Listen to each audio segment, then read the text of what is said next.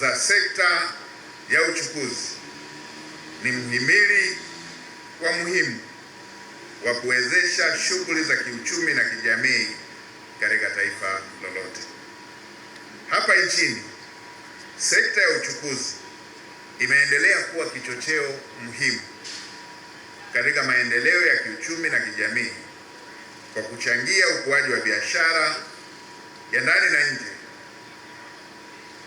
hivyo kuacha umuhimu usifanywe na sekta zingine peke yake.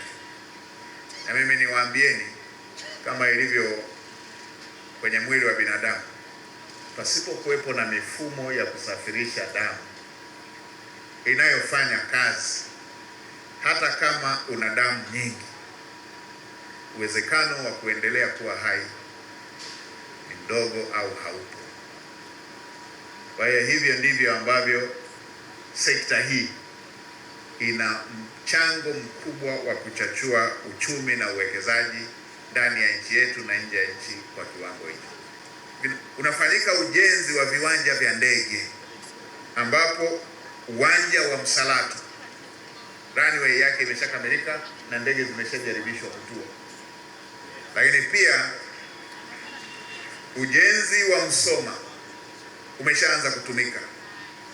Uwanja wa ndege wa Sumbawanga, uwanja wa ndege wa Msoma umeshaanza kutumika. Uwanja wa ndege wa Sumbawanga ujenzi wake umekamilika, umeshaanza kutumika na tumeshauzindua. Uwanja wa ndege wa Arusha na wenyewe umepata maboresho makubwa. Uwanja wa Tabora, Bukoba, Mtwara, Kilimanjaro, maboresho makubwa yamefanyika, na sasa tunaenda kuboresha uwanja wa ndege wa Mwanza, ambapo kwa taarifa nilizopewa tangazo la kumpata mkandarasi limeshatolewa. Kituo hiki ambacho tumekiona ni kituo cha pili Afrika baada ya kile kituo cha Ethiopian Aviation Academy. Kwa hiyo kwa Afrika Mashariki kituo hiki ni cha kwanza. Na Mheshimiwa mgeni rasmi, waziri wetu mkuu, niseme tu kwamba wiki iliyopita tumepokea ugeni kutoka KQ, Kenya Airways, na mwezi wa 6 tulipokea ugeni toka Uganda Airways wakija kutazama kituo hiki ili kifanyike kuwa ni senta ya mafunzo ya wataalamu wao wa usafiri wa anga.